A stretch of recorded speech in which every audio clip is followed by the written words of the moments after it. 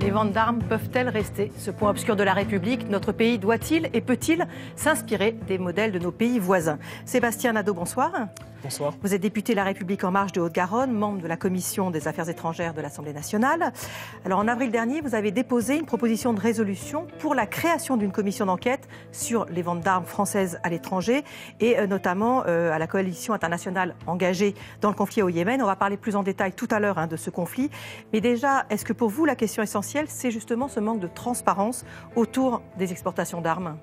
C'est à la fois la question de la transparence et d'amener cette question des ventes d'armes dans le débat démocratique qui fait défaut actuellement. On a appris dans le documentaire que le ministère des Armées communique tous les ans dans un rapport l'état des commandes et des livraisons d'armes. C'est un outil de transparence, ça? C'est un outil de transparence, mais vous savez, quand on est député, on est censé contrôler l'action du gouvernement. Et là, il s'agit d'informations qui sont amenées par le gouvernement, mais en aucun cas, il s'agit d'un contrôle de la part des députés sur l'action du gouvernement. Donc c'est deux notions qui sont certes assez proches, mais qui traduisent des réalités très différentes. C'est-à-dire qu'on a les informations qu'on veut bien nous donner à travers ce rapport, et les députés doivent pouvoir avoir les informations qu'ils souhaitent obtenir, ce qui est vraiment deux positions tout à fait différentes. Jean-Pierre Moulny, bonsoir. Vous êtes directeur adjoint de l'Institut des relations internationales et stratégiques. Vous partagez ce point de vue, effectivement, sur cette transparence ou pas? La transparence sur les ventes d'armes, elle a été décidée en 1998, ça fait 20 ans. C'est la France, d'ailleurs, qui l'a demandé avec le Royaume-Uni. Parce que la position commune, elle vient du Code de conduite qui a été adopté en 1998 par l'Union européenne. Or, le Code de conduite, c'est la France et le Royaume-Uni qui en étaient à l'initiative. Et cette transparence, maintenant, elle est dans tous les États membres de l'Union européenne. Tous les États membres, pratiquement, ont un rapport au Parlement sur les exportations d'armement. Le rapport français n'est pas le plus mauvais, honnêtement. Il a été meilleur. Il était meilleur au début des années 2000, en termes de transparence. Pourquoi? Il y avait quoi de plus Il y avait un peu plus d'informations sur la nature du contrôle. C'était un petit peu plus détaillé. Pour ce qui est de toutes les annexes avec les montants des exportations, ce n'était pas plus détaillé qu'aujourd'hui. Je sais que la théorie et la doctrine, c'est un peu de dire qu'il est difficile d'aller plus loin. Et si on regarde nos partenaires européens, ils ne vont pas plus loin en matière de transparence sur les exportations d'armement. Et le modèle européen est le meilleur au monde, puisque les autres pays dans le monde n'ont pas d'instrument de transparence aussi détaillé. Maintenant, il y a la question effectivement du contrôle. C'est vrai qu'en France, on a décidé, on a un principe, c'est-à-dire qu'on n'a pas de contrôle a priori de la part du Parlement. La plupart des pays européens n'ont pas de contrôle a priori. C'est plutôt la doctrine. Maintenant, j'ai envie de dire, c'est aux parlementaires de poser les questions sur le rapport au Parlement, de demander des auditions. Justement, quand il est présenté déjà au Parlement, il est discuté, il est détaillé. Mais c'est aux parlementaires de le demander, de demander à ce qu'il y ait une présentation plus détaillée, à ce qu'il y ait un débat. Il se trouve que moi, dans une autre vie, j'ai travaillé avec le président de la Commission de la Défense à l'Assemblée nationale, au moment où on a mis en place le rapport au Parlement sur les exportations d'armement. Et je sais qu'à ce moment-là, il y avait un débat en séance publique sur le rapport au Parlement sur les exportations d'armement. Mais ça c'est le rôle du Parlement. Maintenant, la question du contrôle a priori, contrôle a posteriori, je pense que le système français, il ne faut pas le modifier. Parce qu'il faut bien voir que chaque année, vous avez à peu près 7000 licences d'exportation qui passent devant la commission interministérielle pour l'étude de l'exportation de matériel de guerre. Donc ça ne peut pas être, j'ai envie de dire, là pour le coup, sérieusement contrôlé par le Parlement, parce qu'il n'a pas les moyens de faire ça. Je vous ai vu réagir, donc je vais vous passer la parole. Juste, je vous présente Denis Bélanger, journaliste, chroniqueur, éditorialiste international à France Inter. Ben oui, c'est vraiment, vous avez touché le nœud du problème, c'est-à-dire a posteriori, a priori. C'est-à-dire que quand les députés reçoivent le rapport en question, c'est effectivement un rapport a posteriori. On leur communique, on leur explique ce qu'on a vendu, ce qui a été signé, ce qui a été livré. Il y a d'autres modèles. Vous parlez du modèle de modèle en Europe, il y a aussi le modèle des États-Unis. Vous avez véritablement un contrepoids du Parlement, du Congrès en l'occurrence, qui participe entièrement à la décision et qui valide en amont, a priori, et qui négocie, y compris avec l'exécutif, la possibilité ou non d'interdire les armements. C'est bien le problème que rencontre en ce moment Donald Trump, qui a beau avoir signé des centaines ou des dizaines de milliards de... Lui, il parle de 110 milliards de dollars de contrats d'armement. C'est bien que c'est pas tout à fait ça, hein, c'est même pas du tout ça. Mais on sait que de l'autre côté, vous avez des parlementaires pour le contester, pour contester ces ventes, pour éventuellement au sein de la commission d'armement du Congrès vouloir les interdire avec un système de check and balances, comme on dit aux États-Unis, c'est-à-dire de poids et contrepoids, et qui contrebalance entièrement le pouvoir de l'exécutif. Le problème, c'est qu'en France, le pouvoir de l'exécutif est absolument écrasant et que le Parlement peut éventuellement émettre le vœu, vouloir que, désirer que, mais en fait, il n'a ni le poids ni la puissance pour le faire. Hélène Leget, bonsoir. Bonsoir. Vous êtes consultante en droits humains, vous êtes spécialiste du Maghreb et du Moyen-Orient. Pour vous aussi, ce contrôle des ventes d'armes en France, c'est niveau zéro ? Il est, on peut dire, quasiment inexistant. On parle de ce rapport au Parlement qu'on vante comme étant un exercice de transparence, mais quand on lit le rapport au Parlement, on n'y trouve aucune information qui permette aux députés d'exercer un tel contrôle. C'est-à-dire qu'on ne sait pas exactement quels produits on a, quelles armes, quels éléments, pièces, composants et des armes, systèmes. Il y a des sommes globales, mais il n'y a pas les détails. Il n'y a que des sommes globales de licences, il n'y a que des sommes globales de contrats d'armement, que des sommes globales de livraison qui sont ventilées par pays, mais on ne sait pas, à la lecture du rapport, qu'est-ce qu'on a vendu, par exemple, l'an dernier, précisément à l'Arabie Saoudite, quels contrats ont été conclus concernant quel type de matériel de guerre et quelles armes ont été livrées. Comment, dans ces conditions, exercer un contrôle sur la légalité, sur la conformité de ces contrats, de ces livraisons et des licences d'autorisation d'exportation par rapport aux engagements internationaux de la France? C'est impossible. Donc pour vous, ce rapport, il ne sert à rien, en gros? Pas exercer un contrôle parlementaire strict, et il ne permet pas effectivement pas la transparence de vérifier. Totale. Non, il ne permet pas de vérifier que les engagements internationaux de la France sont respectés. Non, mais il donne quand même pas mal d'informations. C'est-à-dire que on peut les deviner, les informations, c'est un peu ça. Pas seulement les deviner, on peut, quand on est un petit peu expert et quand on n'a même pas besoin d'être expert. C'est-à-dire que quand même, ce rapport est un rapport sérieux. On sait effectivement le volume des armes vendues au pays en question, notamment leur importance. On sait aussi le type d'armes, on connaît aussi leur destination. Enfin, il y a quand même un certain nombre de renseignements qui permettent de dire que, et là vous aviez raison de le souligner, parmi l'ensemble des rapports, encore une fois assez vague, et le problème n'est pas tellement la qualité du rapport, je le répète, hein, le problème est la possibilité d'un contrôle en amont par le Parlement. Mais dans le genre rapport annuel de vente d'armes, il est quand même assez précis et quand même utile, y compris par exemple à moi qui suis journaliste et qui le reçoit et qui le lit. Donc, vous y trouvez quand même des informations? Je me situerai entre les deux. D'un côté, je pense que le rapport est un rapport plutôt de qualité, hein, notamment si on le compare, effectivement, vous avez raison, à d'autres rapports en Europe. De l'autre côté, je pense effectivement qu'il y a un défaut de contrôle, notamment du Parlement, un défaut de contrepoids. Jean Guinel, bonsoir. Bonsoir. Vous êtes journaliste au magazine Le Point, spécialiste des questions d'armement. Pour vous, il faut être un expert pour déchiffrer ce rapport? Oui. Il faut avoir quelques compétences et puis avoir la mémoire des rapports précédents, savoir ce qui s'est produit aussi ailleurs, pas seulement dans les sources officielles, mais avec une des nouveautés, c'est qu'il y a quand même beaucoup d'ONG qui travaillent sur ces questions depuis quelques années. Et ça, c'est une vraie nouveauté. Le CIPRIN de Stockholm ne travaille pas d'aujourd'hui sur ces questions, mais il a vraiment amélioré son expertise. Il fait des recoupements, il fait un travail considérable. On a en recoupant les sources officielles comme le rapport au Parlement et avec les rapports des ONG, avec le travail de la presse. La presse fait un travail considérable et on arrive quand même à à trouver les points durs assez facilement. Mais est-ce que, par exemple, on a avec précision les chiffres pays par pays ou c'est par région, par exemple?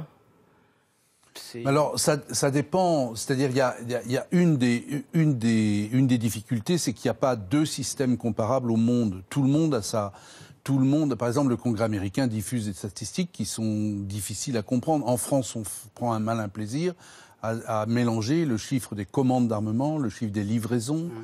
On a du mal à savoir le chiffre d'affaires annuel, on a du mal à savoir si les avances consenties par l'État aux industriels remboursables en cas d'exportation sont effectivement remboursées. On a beaucoup de mal à savoir les enjeux autour des négociations internationales sur les ventes d'armes, par exemple celle qui se passe autour du missile qu'on voyait tout à l'heure dans sa version moderne, pas celle-ci, qui est proposée avec le Rafale à l'Égypte, par exemple. Il y a des négociations extrêmement intenses. Il y a beaucoup de choses. On a un peu tendance à oublier que dans les ventes d'armement, il n'y a pas seulement ce qu'on appelle de l'armement cinétique, c'est-à-dire des armes qui bougent et qui vont frapper, mais il y a aussi, par exemple, beaucoup de renseignements, beaucoup d'imagerie spatiale, beaucoup d'analyses par des experts français qui sont proposés à des pays étrangers. Donc tout ça, ça fait une masse d'informations qui est assez confuse et qui est difficile à décrypter pour des gens qui ne sont pas experts. C'est pour ça que c'est bien de lire les journaux et de voir ce que font les journalistes qui travaillent sur cette question. Vous voulez ajouter quelque chose ? Oui, c'était par rapport à, je ne sais pas si les téléspectateurs voyaient le fond de tableau qui était derrière, mais justement, on avait la liste par pays et par ce qu'on appelle la munition list de l'Union européenne. On a les détails des 22 catégories de munition list. Alors après, c'est vrai que ça recoupe plusieurs choses, et c'est vrai qu'après, il faut décrypter très exactement quel type de matériel. Mais pas pays par pays, on voit bien à peu près plutôt quelle catégorie de matériel on vend, même si on n'a pas la précision du matériel. Donc, alors effectivement, ça demande un petit peu d'expertise, mais avec l'expertise, on voit quand même beaucoup de choses. On va parler de l'Arabie Saoudite. Oui. J'allais dire, vous allez me dire que je suis un indécrottable optimiste, mais c'est vrai que par rapport à ce qui se passait il y a encore 20 ans, et même encore avant le traité sur le commerce des armes, qui date de 2013 quand même, qui est un traité qui a une espèce de coproduction entre les ONG et puis les États, même s'il ne va pas très loin, même si au fond il est en partie violé ou pas, enfin il sert de texte de référence, par rapport à une situation ancienne où au fond il y avait peu d'informations, rien du tout, on avance beaucoup. Et le fait qu'il y ait énormément d'ONG, le fait que ce travail passionne les journalistes, le fait qu'il y ait de plus en plus d'experts, le fait qu'en fait ce ne sont pas seulement des ONG ou des organisations nationales mais internationales qui s'intéressent à la fête, le fait aussi que ce soit une cause célèbre, c'est-à-dire en fait un point de focalisation pour énormément de journaux et énormément de pays, notamment parce que ces armes sont produites et souvent vendues par des pays démocratiques, donc où le débat peut avoir lieu, est quand même un signe extrêmement positif. On va parler, allez-y, puis on va parler du Yémen et de l'Arabie Saoudite. Je suis ravi de voir que le Parlement est au cœur du débat sur la question des ventes d'armes. Je suis ravi parce que jusqu'à présent, le Parlement n'a jamais été en réalité présent dans ce débat. Et le film qu'on a pu voir à l'instant s'arrête finalement à un moment où justement on a commencé à entamer, je pense, des discussions sérieuses au Parlement sur cette question des ventes d'armes, lesquelles ne sont pas traduites encore dans un véritable débat. Moi, j'ai demandé l'ouverture d'une commission d'enquête sur les ventes d'armes qui finissent éventuellement au Yémen. Pour l'instant, elle n'a pas pu être ouverte. Il y a 70 députés qui ont fait la demande avec moi. Je veux dire, c'est pas rien. J'ai demandé à être à la tête d'une mission d'information parlementaire sur le système de contrôle des ventes d'armes. Marielle de Sarnez me l'a promise au mois de juillet. Je suis toujours dans l'attente. Donc, on n'est pas loin d'un vrai autre que petit frétillement sur ces questions-là. Mais M. Bélanger l'a très bien dit. La réalité, c'est que le Parlement, face à une tradition de la Ve République où l'exécutif est extrêmement fort, le Parlement ne peut s'emparer de ces questions qu'à partir du moment où l'exécutif considère effectivement qu'il peut aller sur ce champ-là. Alors justement, les choses ont peut-être bougé. Donc vous le rappeliez, le traité sur le commerce des armes que la France a ratifié, également la position commune de l'Union européenne, c'était en 2008. Donc ces deux textes, il faut le savoir, interdisent la vente d'armes à des pays qui seraient susceptibles de les utiliser contre les populations civiles et violer les droits de l'homme. Le conflit qui oppose l'Arabie Saoudite au Yémen remonte quand même à 2015. À partir de quand, selon vous, les puissances occidentales ne pouvaient plus ignorer ce qui se passait sur la population yéménite? Très vite, très vite, parce qu'en fait, ce qui se passe pour l'Arabie Saoudite, c'est que, grosso modo, l'Arabie Saoudite est passée d'une position de acheteur passif d'armes dans le monde entier. En fait, elle s'en servait, au fond, comme d'un moyen d'acheter la sympathie de puissances occidentales sans jamais vraiment les utiliser. On n'a jamais considéré que l'armée saoudienne était une armée puissante et intéressante. Ne serait-ce que parce que la population saoudienne est assez petite comparée aux populations, c'est 25 millions d'habitants comparé à la population égyptienne ou même iranienne. Donc là, mais à partir de 2015 et le changement, un peu avant le changement de pouvoir à Riyad, c'est-à-dire la prise en main par le roi Salman et surtout par son prince héritier, enfin son fils, le prince héritier Mohammed Ben Salman, on a bien vu que tout avait changé.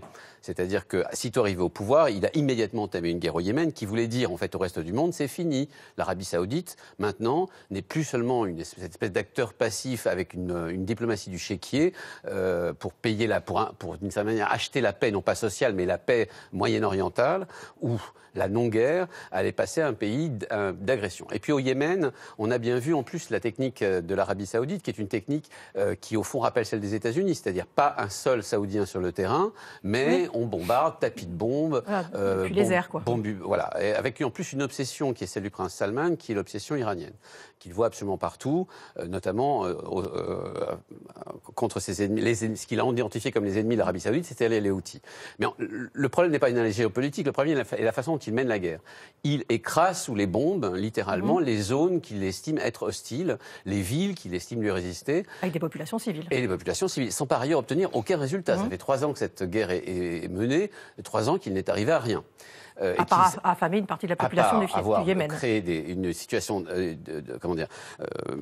humanitaire absolument terrifiante et avoir tué des milliers de personnes.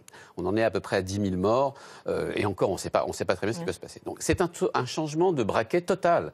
Ce qui doit au fait, dès 2015, il aurait dû en fait interroger les Occidentaux qui vendent des armes à l'Arabie Saoudite et qui, a priori, vous avez raison, quand vous tentez d'ouvrir une commission d'enquête sur les armes vendues au Yémen, je comprends pourquoi vous avez des difficultés à obtenir. Parce que c'est justement le fait d'avoir vendu des armes à l'Arabie Saoudite qui sont utilisées au Yémen est en contravention immédiate avec le traité de commerce des armes. Voilà pourquoi personne n'a très envie, en tout cas, surtout de la part d'un Parlement qui en France est, on va dire, un peu moins allant ou un peu moins de pouvoir, beaucoup moins de pouvoir que d'autres parlements dans le monde, on n'a pas très envie d'ouvrir cette commission d'enquête. En fait, très précisément, depuis fin mars 2015, la commission de crimes de guerre par l'Arabie Saoudite et assez rapidement par les Émirats Arabes Unis est très largement documentée, tant par les ONG internationales de défense des droits de l'homme, Human Rights Watch, Amnesty International. Il y a une foultitude de rapports qui ont été publiés sur le sujet, mais aussi par les Nations Unies. Partant de là, à partir de fin mars 2015, la France aurait dû se poser la question de la légalité des autorisations d'exportation d'armements vers ces deux pays. Des nouvelles autorisations ou de ce qui était déjà commandé? En fait, il faut distinguer deux choses. Quand la première fois que Florence Parly, notamment, a été interpellée sur ce sujet, elle s'est retranchée derrière le fait que les armes utilisées au Yémen avaient été livrées avant le début du conflit. Mais effectivement, on ne reproche pas à la France d'avoir vendu des chars Leclerc aux Émirats Arabes Unis, ni des canons César avant, 2015, si tant est que d'autres n'ont pas été livrés après, mais des canons César qui ont été livrés avant 2015. Ce qu'on reproche, ce sont les nouvelles autorisations d'exportation, les nouveaux contrats, les nouvelles livraisons et aussi tout le maintien en conditions opérationnelles qui est effectué sur ce matériel livré. Et je vous donnerai juste 2 exemples. Quand on parle de transparence dans le rapport au Parlement, ce n'est pas le rapport au Parlement qui nous apprend que depuis 2015, on a livré à l'Arabie Saoudite des pods Damoclès, donc des pods de désignation laser qui sont fixés sous les avions de chasse et qui aident à mieux cibler, les bombardements, éventuellement les civils, dans le cas d'espèce, vraisemblablement les civils. Et par ailleurs, on poursuit le maintien en conditions opérationnelles sur tout ce qu'on a livré à la marine saoudienne. Or, on sait que l'an dernier, et cette année aussi, il y a eu énormément d'attaques contre des bateaux de pêcheurs qui sont constitutifs de crimes de guerre et qui ont été menés par la marine de la coalition dans la mer aux abords de Hodeïda. Donc est-ce que le maintien en conditions opérationnelles, est-ce que les contrats en cours sont légaux? Est-ce que ça ne peut pas mettre en cause éventuellement les entreprises françaises pour complicité de crimes de guerre au Yémen? C'est une vraie question qui se pose. Il y a un vrai risque juridique, tant pour l'État français que pour les entreprises françaises, et ils le savent pertinemment. Si vous me permettez d'ajouter une petite chose, il y a un trou noir en plus dans cette affaire, c'est les Émirats Arabes Unis. C'est-à-dire qu'on se focalise sur l'Arabie Saoudite, parce que l'Arabie Saoudite, c'est gros, c'est grand, et puis parce qu'on voit très bien la brutalité du régime saoudien. Et puis en plus, ils le revendiquent quasiment. Or, les Émirats Arabes Unis sont la véritable armée efficace de la région. Et il se trouve que la France a en plus un lien spécial avec l'armée. Vous savez, en matière d'armement, quand on ne veut pas dire qu'on en vend trop des armes, on parle de lien stratégique, pour essayer de dire autre chose que nous vendons beaucoup d'armes. Donc on a un lien stratégique, c'est-à-dire qu'on vend beaucoup d'armes, et depuis longtemps avec les Émirats Arabes Unis. Or tout le monde sait dans la région que la véritable armée, les véritables inspirateurs, les véritables organisateurs et les véritables stratèges dans la guerre du Yémen, ce sont justement les Émiratis. Et là, pour le coup, c'est un peu, j'allais presque dire, l'arbre qui cache la forêt. C'est-à-dire qu'il est facile est tout à fait légitime de s'en prendre à l'Arabie Saoudite et aux armes qu'elle utilise en ce moment au Yémen, mais on oublie un peu vite, et ça arrange beaucoup de monde, les armes qu'on vend à l'Arabie Saoudite, aux Émirats Arabes Unis. Or, les Émirats Arabes Unis sont le deuxième importateur d'armes après l'Arabie Saoudite, juste après l'Arabie Saoudite, de la France, à part de la France? Non, d'une façon internationale. C'est vraiment un des très très gros acheteurs d'armes, et notamment effectivement d'armes françaises. On va de toute façon revoir dans quelques instants un extrait pour avancer, mais juste une chose, l'Arabie Saoudite est soupçonnée, on ne parle que de ça depuis malheureusement quelques jours, d'être responsable de la disparition, probablement de l'assassinat du journaliste Jamal Khashoggi au sein du consulat saoudien à Istanbul. On l'a entendu depuis, l'Allemagne, le Canada, les États-Unis menacent de geler les ventes d'armes à l'Arabie Saoudite. Est-ce que la France peut leur emboîter le pas ou pas ? C'est une excellente question. Moi, ce que j'ai entendu tout à l'heure du Premier ministre turc, c'est que donc l'assassinat de Jamal Khashoggi est un meurtre barbare. Ça fait 3 ans et demi qu'on a la barbarie au Yémen. Donc cette question, je veux dire, elle mérite d'être posée, mais sur une perspective assez longue, et y compris sur notre passé. C'est-à-dire que moi, je suis député, représentant de citoyens, et je souhaite qu'on suspende les ventes d'armes à l'Arabie Saoudite, aux Émirats Arabes Unis, tant qu'il y a ce conflit au Yémen. Ça, c'est le côté législatif et représentant des citoyens. Quant à la question que vous me posez, qui est plus dirigée vers l'exécutif, donc je pense qu'il faut se tourner vers l'exécutif, mais la réponse de l'exécutif peut pas être, enfin, de mon point de vue, un coup diplomatique à la Donald Trump en disant d'un seul coup on change complètement... Non, mais ce qu'a dit Mme Merkel hier, qu'on allait envisager de geler, c'est pas un coup diplomatique, ça? Vous pensez que c'est un coup diplomatique? La question des ventes d'armes s'inscrit dans un dispositif beaucoup plus large de partenariat avec l'Arabie Saoudite. Donc, oui, pour suspendre les ventes d'armes, parce que c'est le sujet vraiment brûlant, suspendre des collaborations par ailleurs, je pense que c'est pas pertinent. Je pense que si la France décide de ne plus du tout collaborer avec aucune dictature sur la planète, on va quand même faire un entre-soi avec la Belgique et l'Allemagne qui ne va pas être prometteur en termes de valeurs qu'on voudrait voir émerger sur les autres pays de la planète. Vous allez plus loin. La question, c'était vraiment, est-ce que suspendre temporairement moi, c'est une position que je défends. Je souhaite qu'on suspende. C'est-à-dire que c'est facile pour l'Allemagne de défendre. Enfin, c'est facile. Plus est. L'Allemagne exporte 400 millions d'euros d'armes à l'Arabie Saoudite. L'Allemagne a des excédents commerciaux absolument énormes. L'Allemagne a des dizaines d'industries qui peuvent parfaitement compenser ces pauvres 400 millions d'euros. Nous ne sommes pas tout à fait dans la même situation économique. C'est-à-dire que pour une fois, je vais défendre l'autre côté. Ce qui est assez étonnant d'ailleurs. Par exemple, si on prend le Royaume-Uni, la moitié des armes vendues par le Royaume-Uni, et c'est vendu à l'Arabie Saoudite. Si vous demandez demain à au Royaume-Uni d'interrompre ou de mettre un terme à ces ventes d'armes à l'Arabie Saoudite, je suis non seulement sûr qu'elle ne le fera pas, mais elle ne pourra pas le faire, en tout cas pas si rapidement. La France se trouve un petit peu dans la même position, même si la proportion des armes qu'elle vend à l'Arabie Saoudite est beaucoup moins importante. Elle a su diversifier son portefeuille, on peut le dire, de cette façon. C'est plus facile de faire un geste fort quand... Si on demande à la France d'arrêter ses ventes d'armes à l'Arabie Saoudite, aux Émirats Arabes Unis et à l'Égypte, c'est terminé. On n'a plus d'industrie d'armement. Or, l'industrie de l'armement a eu l'intelligence de se situer ou de se placer ou de mettre ses usines dans des régions, évidemment, un peu comme les usines nucléaires, si vous voulez, dans les régions où il y avait des bassins d'emploi sinistrés. Et donc, où elle peut assez facilement faire un espèce de chantage à l'emploi. Par ailleurs, c'est vrai que ce sont des industries structurantes, très importantes, qui emploient 160 000 personnes. On connaît tous ces chiffres. Mais c'est vrai que ce sont des technologies qu'on maîtrise, qui permettent aussi à notre armée d'être indépendante. Et donc, c'est facile pour les Allemands, qui ont à la fois tous les moyens, y compris les excédents budgétaires et commerciaux pour le faire. Un peu plus compliqué pour la France, encore plus compliqué pour le Royaume-Uni.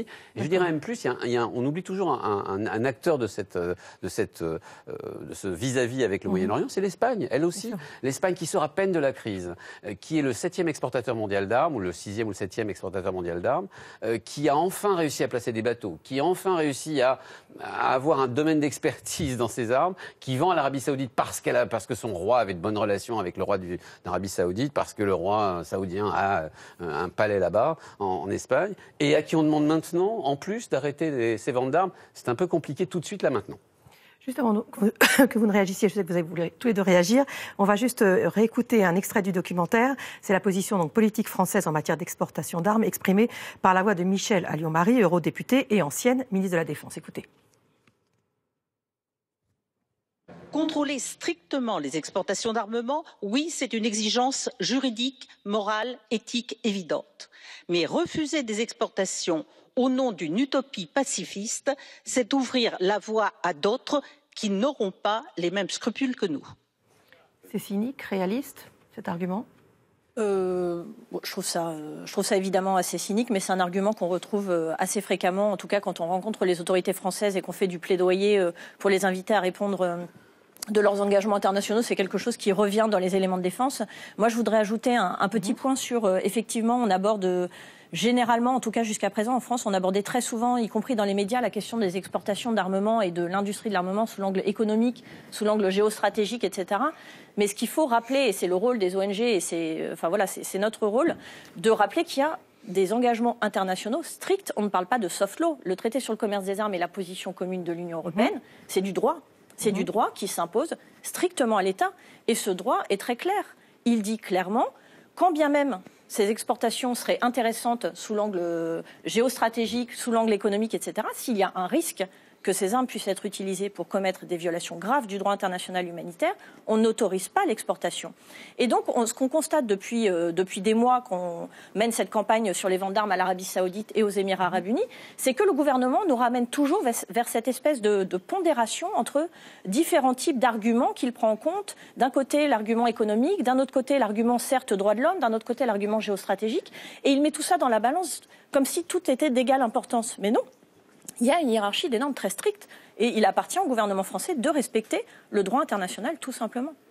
Oui. Est-ce que déjà, je ne pense pas que l'interdiction des ventes d'armes au nom de l'utopie, du fait qu'il n'y ait pas à avoir d'utopie pacifiste, soit la position de la France. La question n'est pas là. Comme vous le dites très bien, il y a des réglementations, il faut les suivre.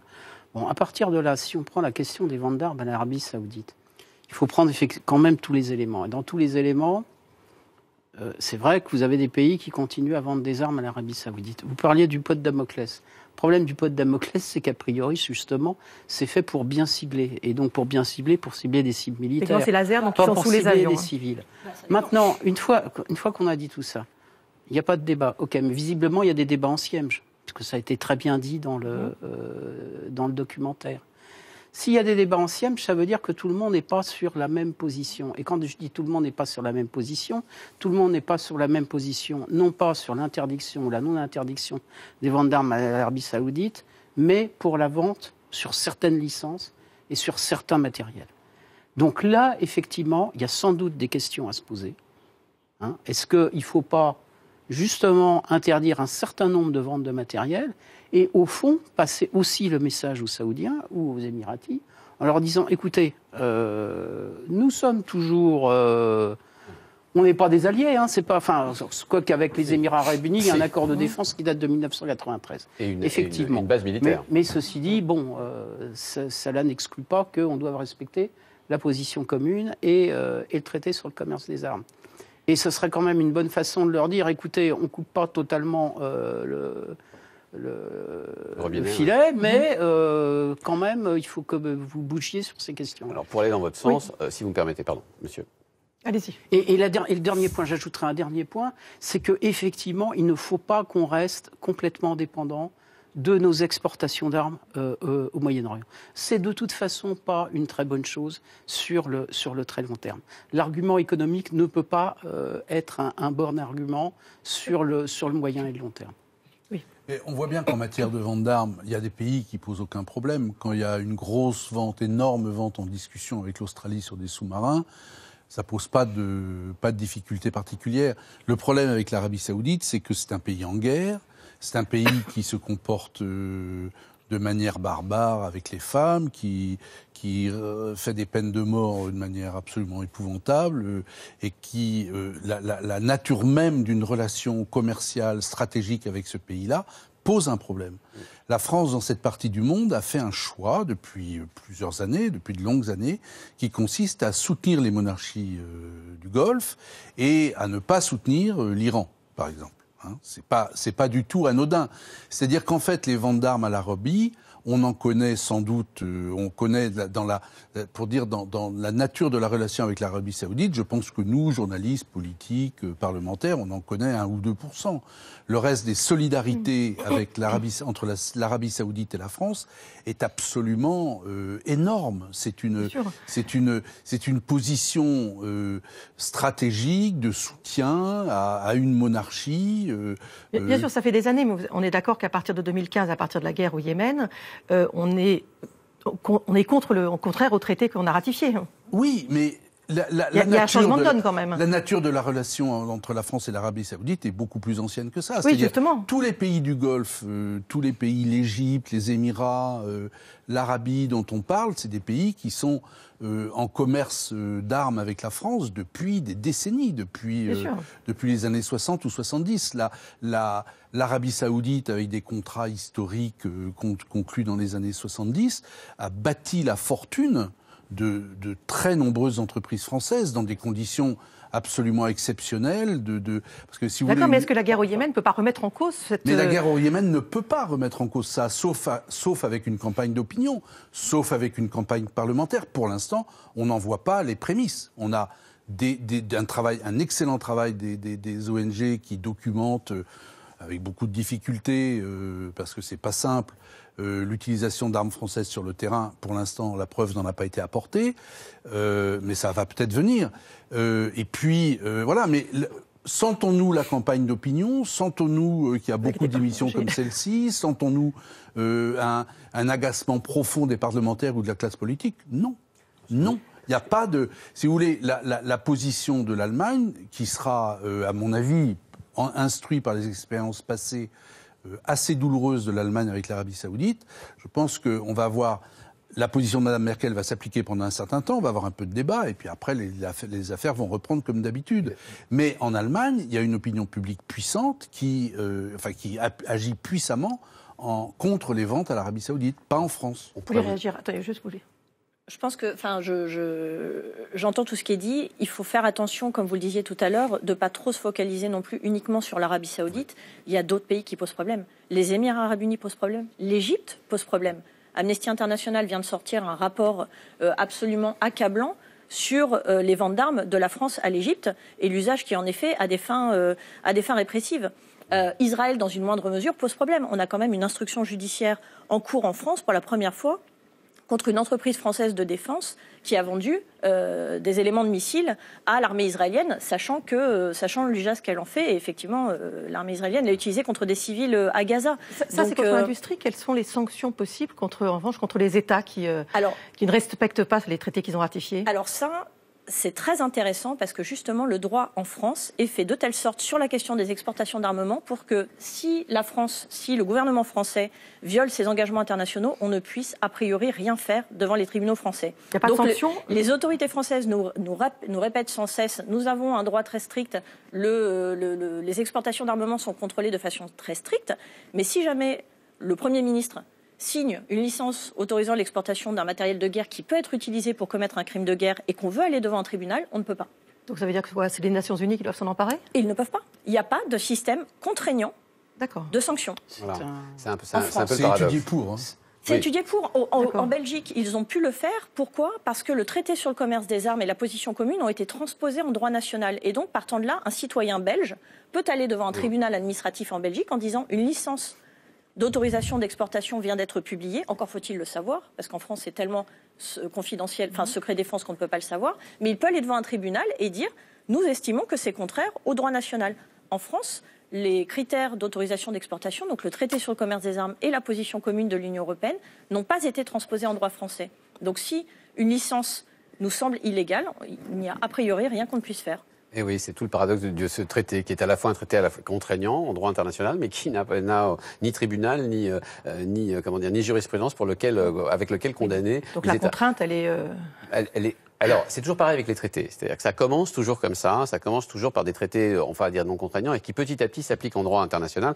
Ça, c'est le long terme de ces traités qui finissent par avoir, ne serait-ce que par la juridiction interne, le fait, la possibilité, par exemple, à terme, pour la Belgique, eh bien, de juger, vous savez, la compétence universelle, elle pourra peut-être, à terme, enfin, on ne va pas rentrer dans ces détails-là. Je voulais juste revenir sur ce que vous disiez parce que c'est très intéressant.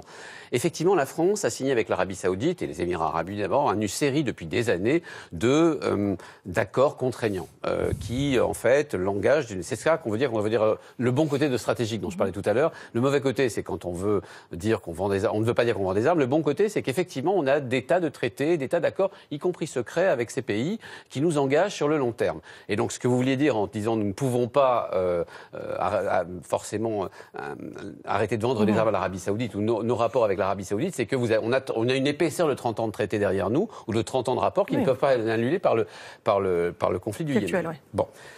Premièrement, c'est préjuger beaucoup de la puissance de la France. Je rappelle quand même que la France est quantité négligeable. Il y a cette espèce ça ne peut pas être une décision nationale. Cette espèce de d'illusion de politique arabe de la France est quand même réduite à pas grand-chose quand on se la compare à la puissance américaine ou la surpuissance américaine, voire même à d'autres acteurs régionaux qui sont extrêmement puissants parce que ce sont des puissances régionales. Et Donald Trump n'a pas ratifié ce traité. En plus, il ne l'a pas ratifié. Les États-Unis ne ratifient jamais les traités internationaux, presque jamais. Donc, on pourrait s'en retirer, on pourrait arrêter ou suspendre ces ventes d'armes, justement parce que nous avons 30 ans d'expérience avec eux, parce que les Saoudiens ne seraient pas surpris. C'est pas la première fois qu'on interdit ou qu'on leur explique que telle arme ou tel armement ou tel équipement, non, plutôt l'autre ou plutôt ça. Les Américains font ça en permanence. Et puis ensuite, c'est tout simplement pas se priver de grand-chose d'un strict point de vue géostratégique, parce qu'encore une fois, ni la France ni la Grande-Bretagne ne pèsent plus grand-chose en termes de puissance ou d'intérêt dans cette région. Monsieur, là, vous réagir et après je vous passe la parole. Oui, simplement, j'entends bien, on a des problèmes avec l'Égypte, on a des problèmes avec l'Arabie Saoudite, on a des problèmes avec les Émirats, etc. Moi, ce que je vois plutôt, je suis jeune député, je suis assez neuf dans le système. Pour moi, on a un problème de système démocratique. Est-ce qu'à la mesure du pays qu'on est qu'on est bien une démocratie du XXIe siècle? C'est-à-dire qu'à un endroit éminemment sensible, c'est la question des ventes d'armes qui se retrouve quand même avec potentiellement des enfants dont on sait ce qui peut leur arriver. Et la question est où sont les décisions démocratiques concernant ces questions? On n'a pas un arsenal actuellement en France pour poser un débat démocratique autour de ces questions. On a quand même des sondages sur la population française. Dernier qui date, je crois, de mars. 88% des Français souhaitaient l'arrêt des exportations d'armes aux pays qui risquaient de les utiliser contre les populations civiles. C'est déjà un début de poids. C'est un début de poids, mais ça s'appelle de l'opinion publique. Oui. On n'a pas d'outils démocratiques pour s'emparer de cette question des ventes d'armes. Je le déplore. Je suis dans le Parlement, donc je suis le premier à le déplorer et j'essaie d'apporter un certain nombre de réponses. Mais le problème est le suivant. Qu'on décide ou pas de vendre des armes, c'est quelque chose qui, en aucun cas, ne relève d'une décision des citoyennes et des citoyens françaises. C'est pas le moment aux élections présidentielles, c'est pas ça qui est dans le débat. On vote pas pour un président de la République sur ce sujet. Et ensuite, c'est jamais un sujet qui est traité d'une manière démocratique. Donc, cet arrêt des ventes d'armes à l'Arabie Saoudite, parce que ça finit éventuellement sur des populations civiles au Yémen, on n'a aucun outil actuellement pour que ce soit traité de manière démocratique en France et qu'on dise oui, la France, elle décide qu'économiquement, il faut continuer. D'où l'intérêt que les parlementaires puissent effectivement s'en emparer si Marie-Hélène Sarnez fait avancer cette commission. Oui, allez, vous voulez réagir deux choses sur la question de... C'est vrai que les États-Unis sont plus puissants, mais il ne faut pas oublier non plus que l'Arabie Saoudite ont toujours une politique d'acquisition d'armement où ils ont toujours essayé de diversifier leurs acquisitions entre les États-Unis, la France, le Royaume-Uni, etc. Donc, quand vous avez un pays qui essaie de diversifier, il n'aime pas se retrouver être dépendant d'un seul pays. Donc, je pense qu'on a tendance à minimiser finalement, à considérer qu'on n'a aucun poids, alors qu'en réalité, on peut certainement avoir plus de poids. Il suffit simplement de s'en convaincre. Ça, c'est une question. Deuxième point, le Parlement. Mais je suis désolé, mais c'est à vous, parlementaires, de prendre la décision de demander Non mais attendez, c'est exactement ce qu'il a fait. Une commission d'enquête, c'est réclamé. Vous demandez une séance publique sur la politique étrangère de la France, rapportée à sa politique d'exportation d'armement. C'est fait. Donc c'est du nouveau, oui, effectivement. mais c'est une question de rapport entre le pouvoir exécutif et la majorité au Parlement. C'est une question qu'à ce niveau-là. C'est pas une question. On espère que ça va effectivement qui relève d'un autre point. Je voulais juste, pour revenir sur l'affaire de l'antériorité, c'est-à-dire que dans le système saoudien, les partages sont à peu près simples, à peu près clairs. Les armements aériens sont achetés aux États-Unis et en Grande-Bretagne. La France a suffisamment essayé de vendre le Rafale sans succès pour se satisfaire de sa participation au consortium Airbus qui vient de vendre des ravitailleurs à l'Arabie Saoudite. Donc ça, c'est un élément. Les armements très technologiques aériens, États-Unis et Grande-Bretagne. La France, elle a été longtemps la zone d'achat des armements terrestres. Mais aujourd'hui, ça a beaucoup évolué. Et ça reste vrai, c'est-à-dire la vente des canons César à la garde présidentielle saoudienne, c'est lié à l'histoire un peu. Et puis la France a raté le coche de l'électronique. Elle n'a pas été capable de vendre le grand projet de surveillance des frontières qui s'appelait Mixa, qui a été acheté en Allemagne. Je voudrais ajouter, parce que ce serait dommage de ne pas en parler, que la solidarité industrialo-politique entre la France et l'Arabie Saoudite a aussi, pendant des décennies, été basée sur la corruption.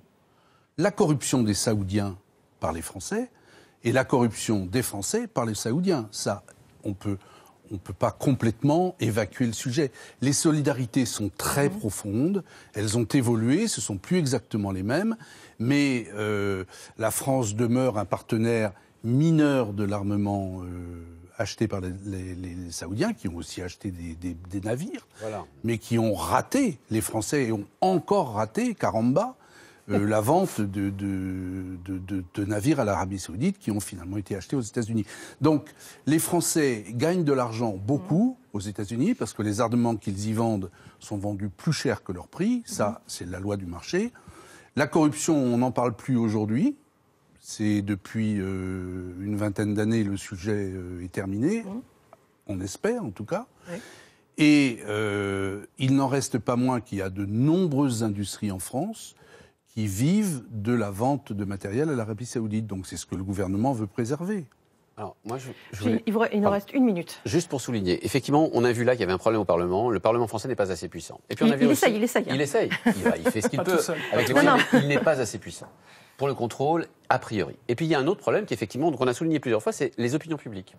Il y a des pays, l'Allemagne, le Japon, où les exportations d'armes sont très contrôlées par l'opinion, enfin en tout cas très surveillées, comme le lait sur le feu, c'est lié à l'histoire évidemment, par les opinions publiques. Vous avez notamment les pays scandinaves aussi qui exportent beaucoup. La Suède exporte pas mal, et la Suisse exporte pas mal, mais il y a aussi la puissance de l'opinion publique. Et puis vous avez en France une opinion publique qui est beaucoup moins mobilisée sur le sujet.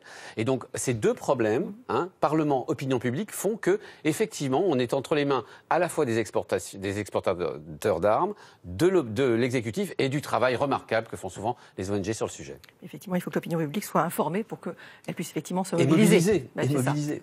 Merci beaucoup à tous les 5 d'avoir participé à l'émission. Vous pourrez revoir le documentaire donc Mon pays fabrique des armes ainsi que le débat sur le site France TV. Je vous rappelle que France Télévisions vous propose de vous exprimer également sur l'avenir de la télévision publique. Vous pouvez partager vos envies, vos idées, vous pouvez tout dire sur mateledemain.fr. Et c'est important, vous pouvez y aller. C'est un sujet important aussi. On demande au grand public de se mobiliser, vous voyez. Radio. Et quant à moi, je vous donne rendez-vous mardi prochain pour un nouveau numéro du Monde en face. D'ici là, passez une très bonne soirée et une très bonne semaine sur France 5. Bonsoir.